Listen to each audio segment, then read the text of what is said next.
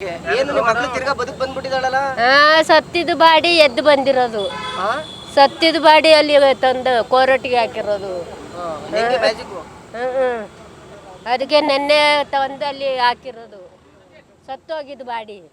ನನ್ನ ಅಳಿಯನ್ನೇ ಗುಂಡಿ ತೆಗೆದು ಊತ ಹಾಕಿದಲ್ಲ, ಅದೇ ಬಾಡಿ ಅಲ್ಲಿಗೆ ಬಂದಿರೋದು ಈಗ.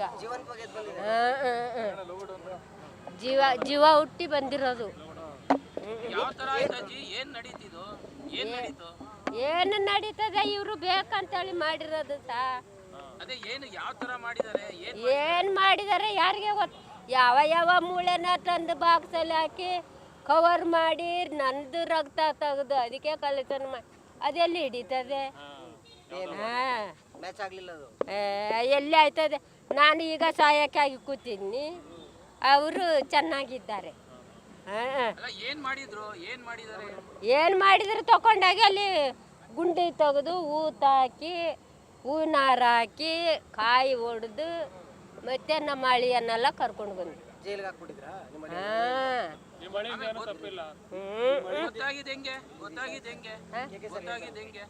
ಯಾರು ಏನಿಲ್ಲ.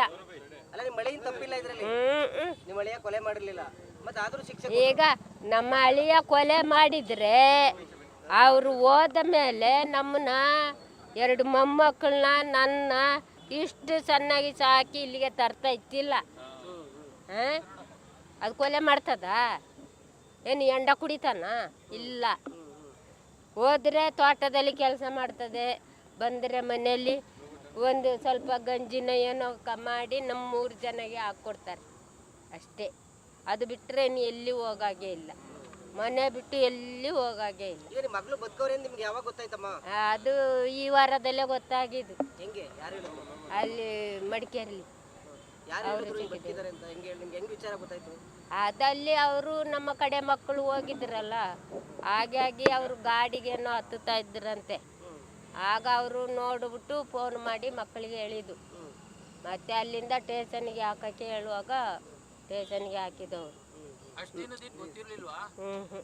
ಯಾರಿಗೇನು ಗೊತ್ತಿಲ್ಲ. ಹೇಳ್ದೆ, ನಾನು ಹೇಳ್ದೆ ಅವಳು ಬದುಕಿದಾಳೆ, ನನ್ನ ಅಳಿಯ ಕೊಲೆ ಮಾಡಿಲ್ಲ. ಅವಳನ್ನ ಏನು ಬೇಕಾದ್ರೂ ಮಾಡಿ, ನನ್ನ ಅಳಿಯ ನಮಗೆ ಬೇಕು. ಕೊಲೆ ಮಾಡಿಲ್ಲಲ್ಲ. ಅದು ಯಾವ ಬಾಡಿನ ಯಾರಿಗೆ ಗೊತ್ತು ಸಾ? ನೀವು ನೋಡಿಲ್ಲ, ನಾನು ನೋಡಿಲ್ಲ. ಅವ್ರು ಬೇಕಂತೇಳಿ ಮಾಡಿದ್ರು. ಪೊಲೀಸಿನವರು ದುಡ್ಡು ಕಿತ್ತು ತಿನ್ನಕ್ಕೆ ಇನ್ನೇನು ಮಾಡ್ತಾರೆ? ಬದುಕಿದ್ರೆ ಏನು ಮಾಡ್ತಾರೆ? ಆಗಲೇಬೇಕು, ಪೊಲೀಸಿನವ್ರಿಗೆ ಆಗಲೇಬೇಕು. ಆಗಲೇಬೇಕು. ನಮ್ಮ ಮಕ್ಕಳಿಗೆ ಪರಿಹಾರ ಕೊಡಿಸಲೇಬೇಕು ಅವರು. ಆ ಮಗಳ ಜೊತೆಲಿ ನಾವು ಮಾತಿಲ್ಲ, ಮಾತಾಡಿಲ್ಲ,